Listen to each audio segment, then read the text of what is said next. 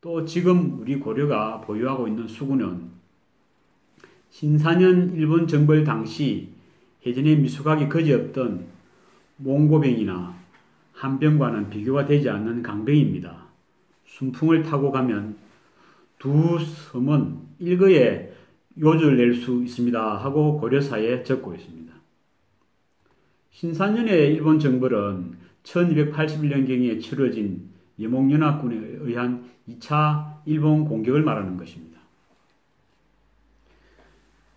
이런 정지의 견해는 여지껏 견지한 연안 방어에 머물지 않고 장근히 기동선단을 꾸려 적의 본거지를 치는 기습 전략이었습니다.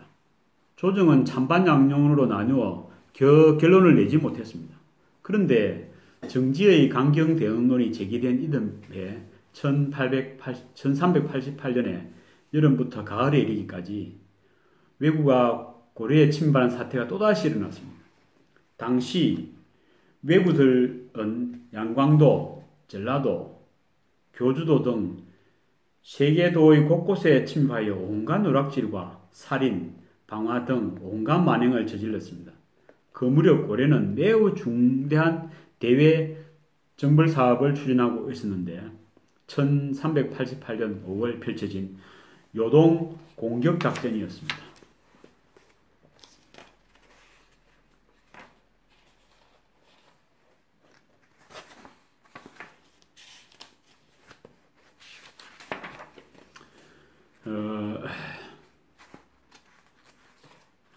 아무튼 고려군은 그동안 연안 방어 차원에서 왜구가 쳐들어오면은 막는다는 관념에서 벗어나 왜구를 찾아가 소탕한다는 원건이 기동 타격을 현실화시킨 계기를 올리고 현화시킨 계가를 올리고 40여 년에 걸친 수세직 입장을 공세적으로 완전히 전환한 계기가 되었습니다.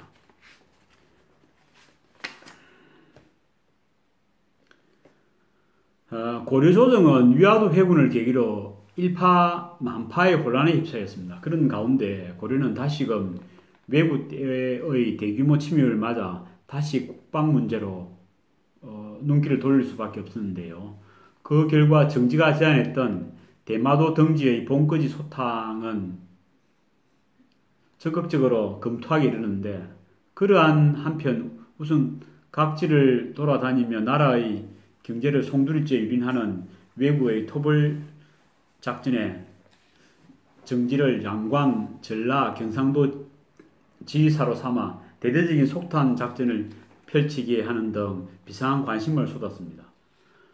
정지를 비롯한 고려 무장들은 곧바로 남원으로 진군하여 외부 토벌에 혼신을 당한 결과 외부 때는 마침내 뿔뿔이 흩어져 도망치기 시작했습니다. 외구의 창거를 가까스로 진압한 뒤 드디어 외구의 본거지에 해당하는 대마도를 정벌하고자 작정했습니다. 고려조정은 1389년 2월 경상도 원수 박위를 중심으로 군선 100척의 기동선단을 편성하여 대마도 토벌을 위한 만반의 준비를 갖췄습니다.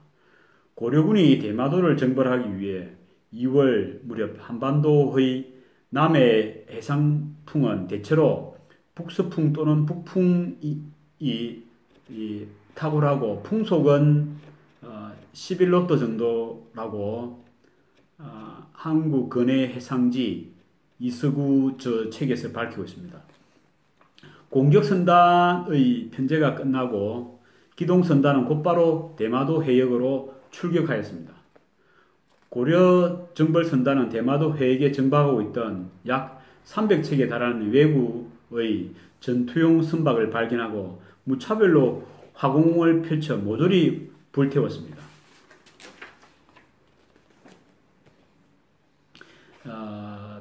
대마도 정벌은 고려 수군의 작전 능력을 한층 강화된 점을 객관적으로 인식시키는 계기가 되었습니다. 고려군의 대마도 정벌은 우리 역사에 성공한 적극적 군사행동의 선례입니다. 고려인이 강력한 국방의지를 드러낸 쾌거라고 말할 수 있습니다.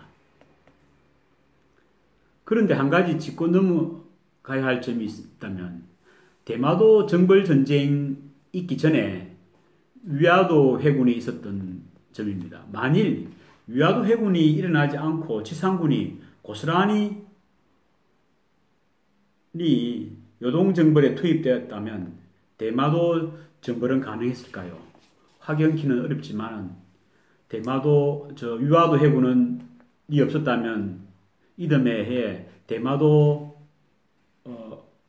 정벌전은 실제적으로 불가능했을 개연성이 큽니다.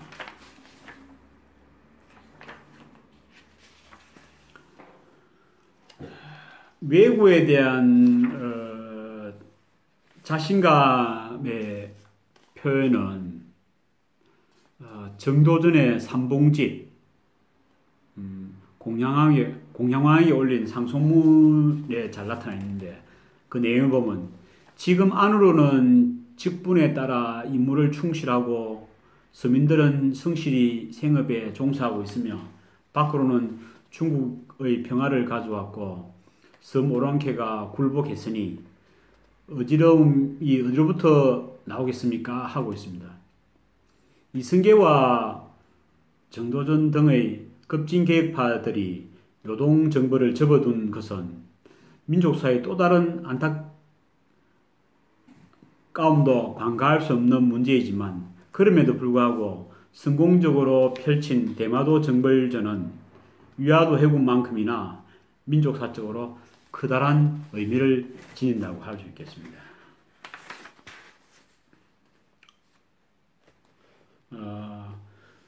조선은 1392년 이승계와 정도전, 조준 등 고려말의 급진 개혁파들에 의해 건국되었습니다.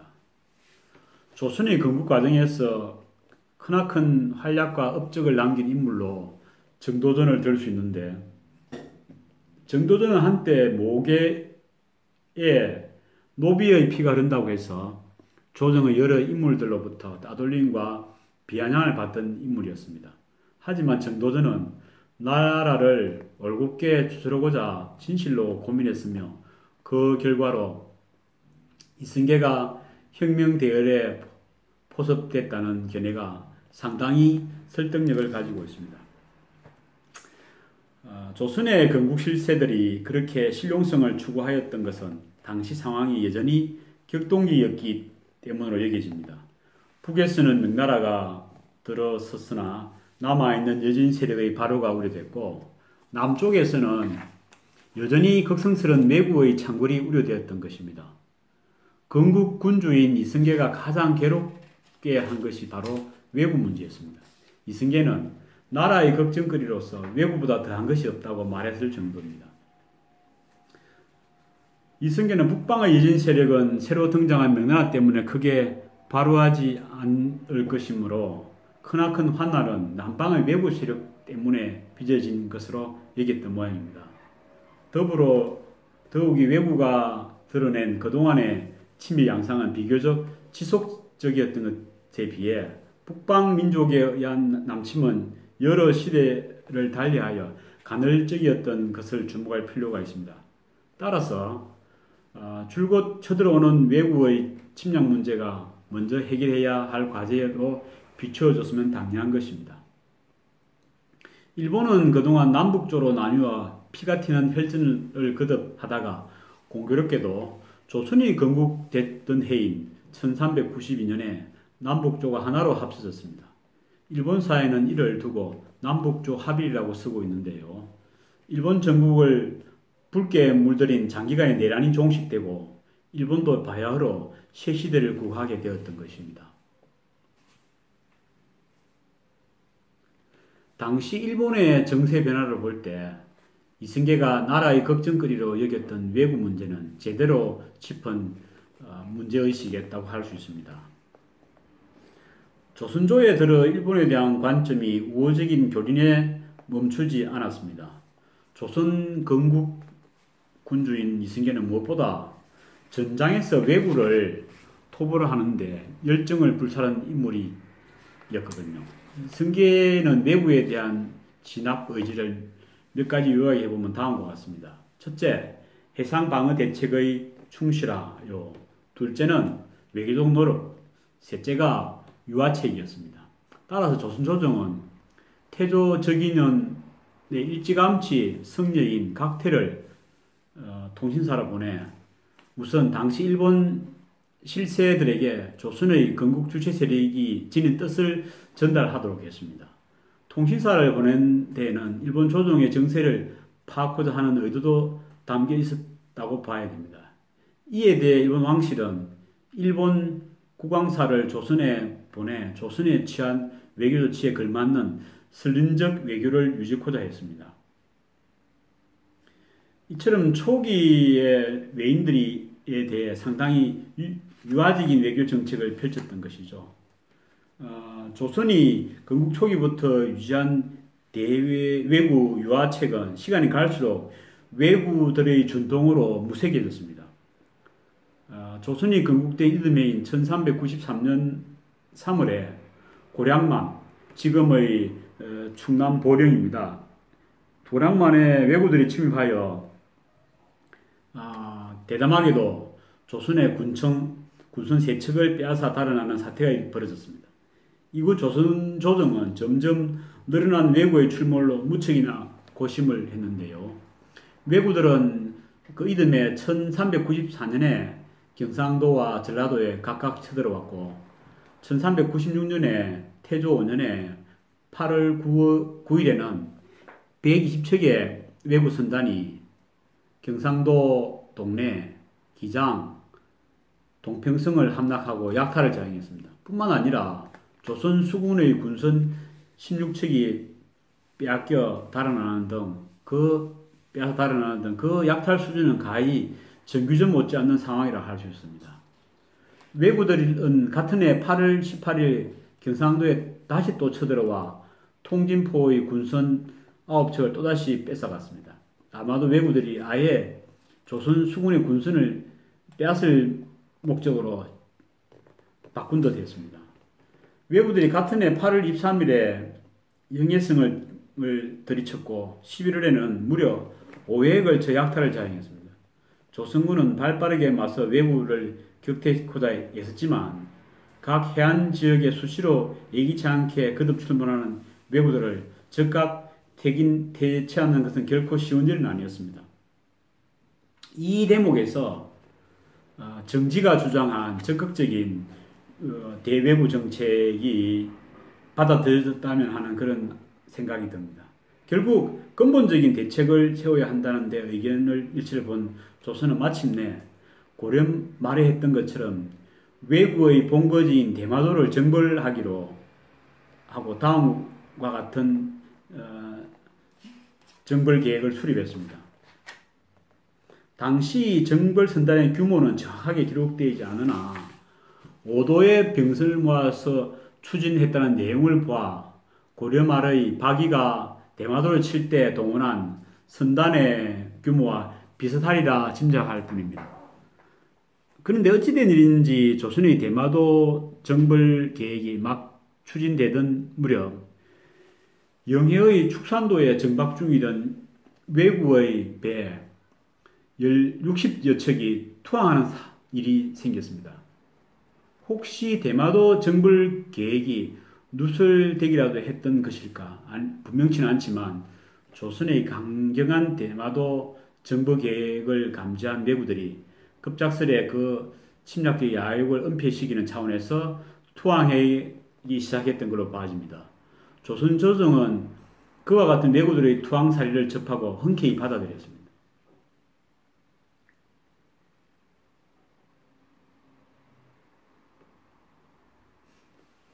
(1396년 12월에) 사늘한 겨울 냉기가 있을 무렵 태조 이성계는 문화우정선 김사행을 비롯한 정벌선단의 주체 세력들을 출결시키고자 마음먹었습니다. 이성계의 손에 군주를 대행케 한다는 의미의 부월, 도끼조 들려있었고 잠시 그 부월을 김사행에게 건넸습니다. 이어 이성계는 교서를 통해 대마도 정벌의 정당성을 선포했습니다.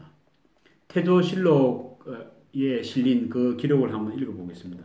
내가 즉위한 이래 징발하는 방법은 한결같이 옛것을 따라서 일찍이 가벼이 처리하지 않으면 백성들이 요동할까 우려했음이었다. 그런데 이제 하찮은 섬 오랑캐들이 감히 날뛰어 우리 빈당을 침입한 지 서너 차례나 되어 이미 장수와 군사들을 보내 나가서 막도록 했다. 그러나 크게 군사를 일으켜 물길과 무토로 함께 공격하여 일거에 서멸치 않으면 변경이 편안할 때가 없을 것이다.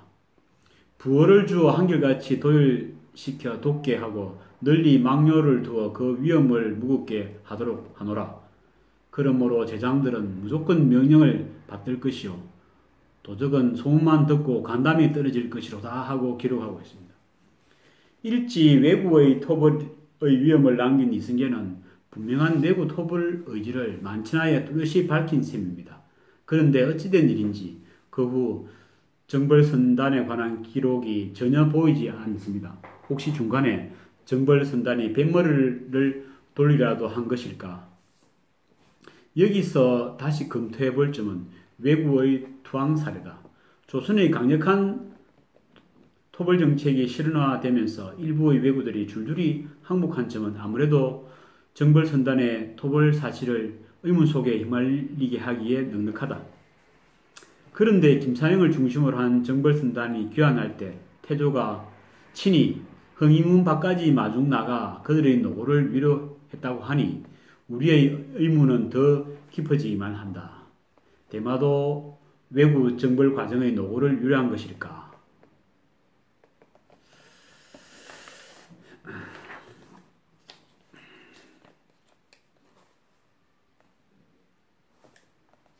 조선 조정이 투항한 왜구들을 따뜻이 맞아들이자 그 소문은 접한 왜구들이 저마다 갈등하기 시작했고 배를 타고 쥐새끼처럼 쳐들어갔다가 온갖 노락질로 연명하느니 차라리 조선 조정에 귀화하여 조용히 안정된 삶을 추구하는 게 낫다는 논리가 퍼졌다. 이후 왜구들은 심찮게 찾아들어 투항 의사를 밝혔고 조선 조정은 매번 일관된 입장으로 외인들을 맞아들였다. 그러나 대부분의 왜구들은 여전히 노락질의 못된 습성을 끊지 못했고 끊임없이 조선 연안을 침입했고 현지 주민들은 삶의 보금자리를 잃었다. 그런데 왜구들의 침략에는 대마도주가 조선에 취하던 태도와 연관이 있었다. 조선이 개국한 뒤 일본 규슈 지역의 탐제를 비롯한 각지의 수호들이 조선에 사신을 보냈다. 그러나 대마도 도주인 종정무만이 사신을 보내지 않았다.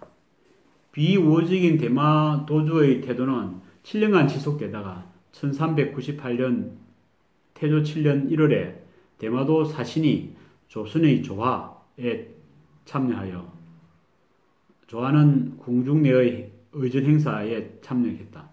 이로써 조선과 대마도 사이에 새로운 분위기가 조성됐다. 조선은 대마도에서 보낸 사신과 면담을 통해 화평을 유지코자 했다. 조선은 대마도주에게 왜구의 단속을 요청했다. 그리고 대마도주는 조선으로부터 부족한 쌀, 콩 등 식량을 조달받기를 원했다. 조선과 대마도의 화치는 북방의 불안정한 정세에 따른 불가피한 측면도 있다고 할 수 있다.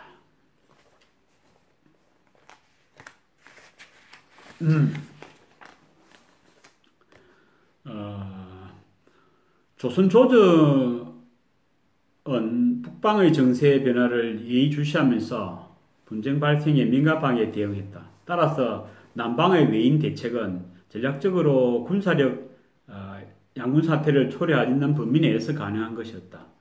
남방의 왜구와 북방의 야인을 동시에 상대하는 상황은 피해만 했기 때문입니다. 조선 조정은 외인과의 분쟁 사안은 가능한 사신을 통한 정상적 통로를 통해 해석하고 했던 터이다. 반드시 꼭 그런 것만도 아니다. 태종 13년 1413년 조선 왕조실록을 보면 당시 태종은 임진도에서 거북선의 수전 연습을 직접 관람했다는 기록이 보인다. 당시의 거북선이 조선 선조 때 이수신이 주도적으로 개발한 거북선과 같은지의 여부는 분명치 않다.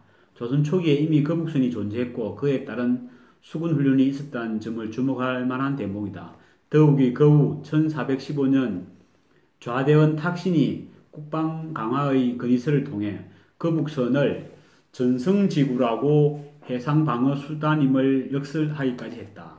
즉 조선 초기의 조정에서는 결코 외부의 준동을 유화책만으로 해결하는 데 그치지 않고 만일의 경우 무력 대응마저도 군사한 대책을 마련하고 있었던 것이다. 그런데 조선 조정의 유화책에 호응하던 대마도주 종정무가 1418년에 죽고 그 뒤를 이을 종정무의 아들이 너무 어려 해적두목인 조전좌우 문태랑이 대마도를 장악한 사태가 이어졌다.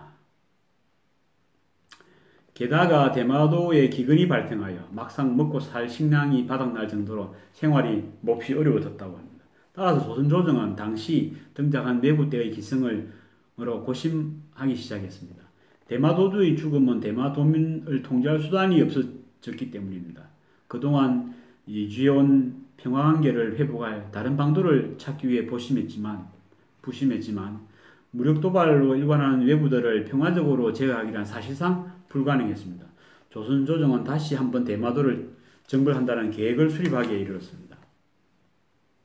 조선 초기에 얼마나 왜구들의 노략질이 심했던지 김시습은 자신이 지은 금오신화의 만복사저 포기에서 한 소녀가 느낀 슬픈 심정을 묘사하고 있어 눈길을 끄는데요. 그 내용을 한번 읽어보겠습니다.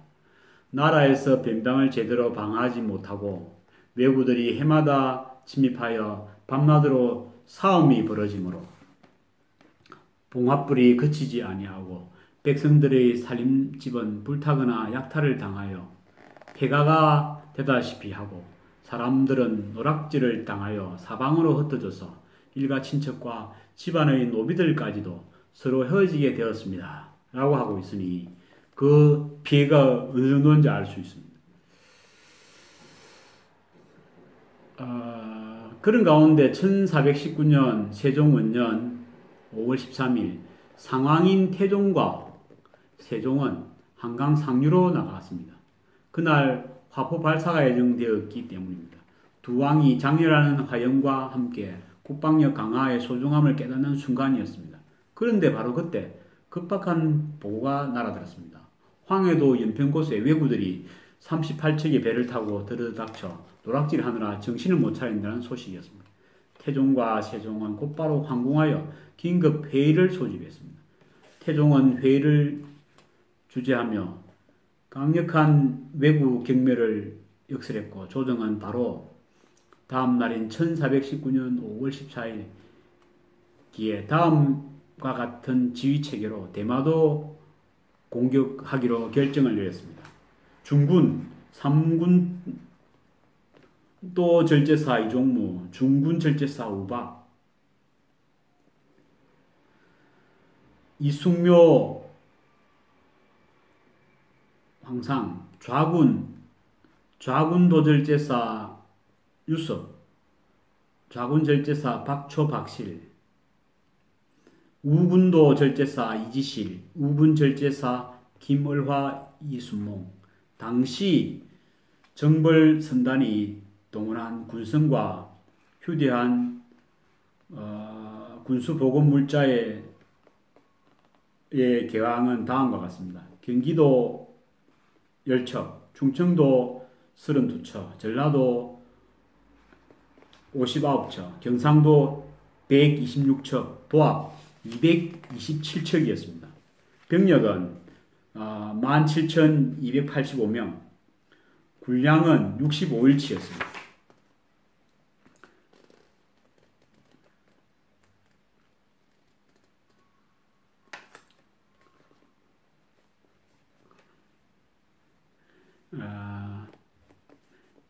대마도는 본래 우리 영토였다. 그러나 궁벽한 구석에 치우쳐 있으므로 외놈들이 거주하게 두었더니 개나 쥐새끼처럼 도둑질하고 훔치는 버릇을 가지고 경인년 1410년부터 변경해서 날뛰기 시작하여 제멋대로 인민을 살해하고 부영을 잡아가고 그 집에 불을 질러 과와 과부를 바다를 바라보는 일이 해마다 없는 때가 없었다.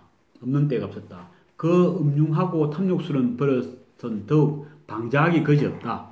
뜻밖의 이제 비인포에 몰래 들어와 인민을 죽이고 노력한 것이 거의 300이 넘고 배를 불사르며 우리의 장사를 해치고 항해에 떠서 평안도까지 이르러 우리 백성을 소란에 떨게 하며 장차 명나라 지경까지 침입하려고 하니 그 은혜를 잊고 의리를 배반하며 하늘의 뜻한 도리를 어지럽게 함이 너무 심하지 아니한가.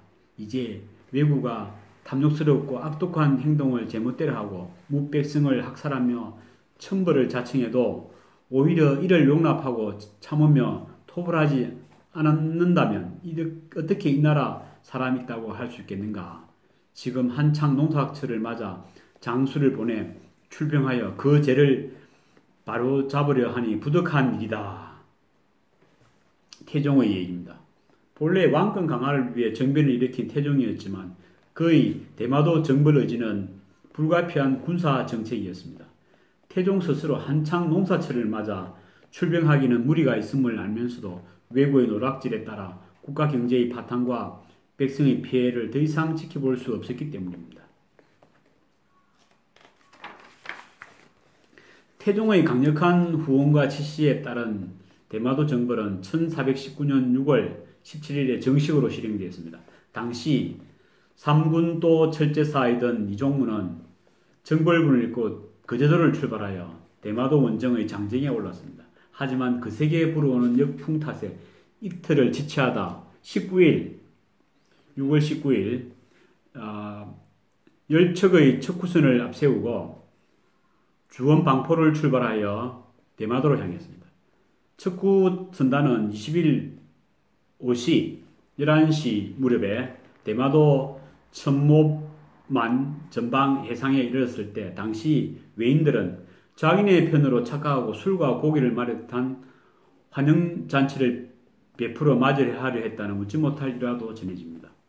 조선의 정벌군은 대마도에서 본격적인 군사작전을 펼쳐 해상에서 적선 109척을 불태우고 20척을 포획하는 전과를 올렸으며 지상에서 왜구 104명 참살, 21명 생포, 가옥 1939포를 불태웠으며 중국인 포로 131명을 구출했다고 되어 있습니다.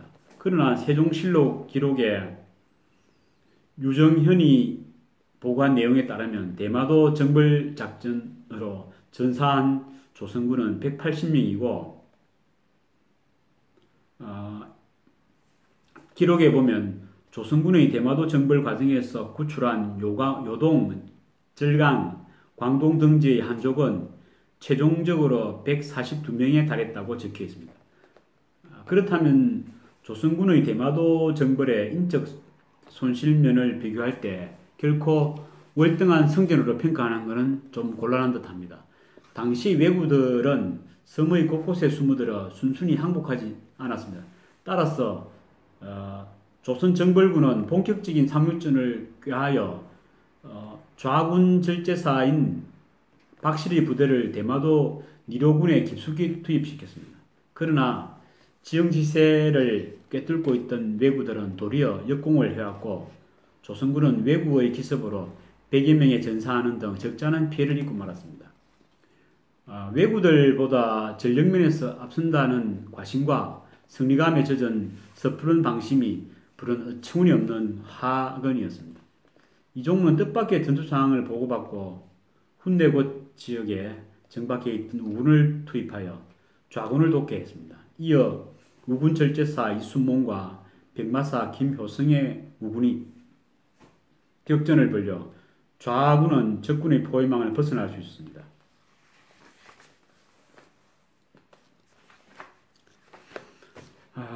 외선 15척과 가옥 68호를 태우고 왜구 8명을 참살, 중국 포로 15명과 조선 포로 8명을 구출했고 압도적인 군세로 온 섬을 철저히 압박에 들어가던 조선군은 기세는 마침내 대마도 주인 종정성 척을 불안케 떨게 하기에 충분했다. 그들은 전의를 상실했을 뿐 아니라 식량마저 바닥나 더 이상 항전이 무의미해졌다. 마침내 그들은 철군을 간청한 그를 조선군에 보내오기도 했다. 조선 정벌군은 왜구들의 항복 의지를 확인한 후 철군 여부를 놓고 고민했다. 그런데 7월이면 대마도 일대에 태풍이 몰아쳐 온다는 지역 특유의 기후 조건을 염두에 두고 50여일분의 군량이 남아있음에도 조기 철군을 단행하는 쪽으로 결정을 내렸다.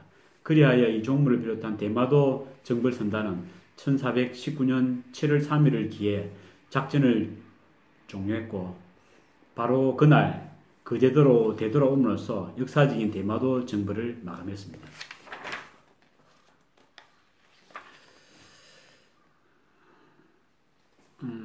적극적인 정벌전이 이웃 외부의 침략 의도를 분쇄시킬 수 있음을 증명한 것에 의미가 있고 한편으로는 대마도 정벌전의 성공을 통해 당시 축적된 군사력의 수준과 역량을 입증했다고도 할 수 있습니다.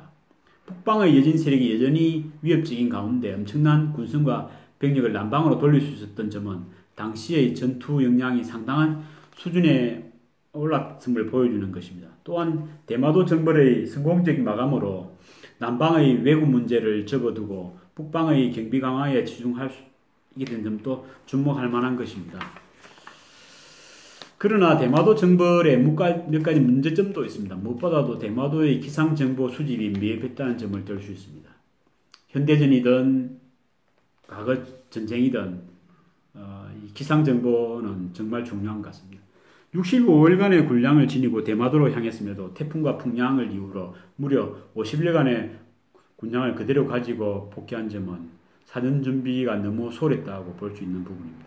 적어도 그런 기상 정보를 미리 파악했더라면 아마도 대마도에 자리 잡고 오랫동안 끊임없이 우리 민족을 괴롭혔던 왜구의 뿌리를 완전히 뽑아낼 수 있었다면 하는 아쉬움은 지금도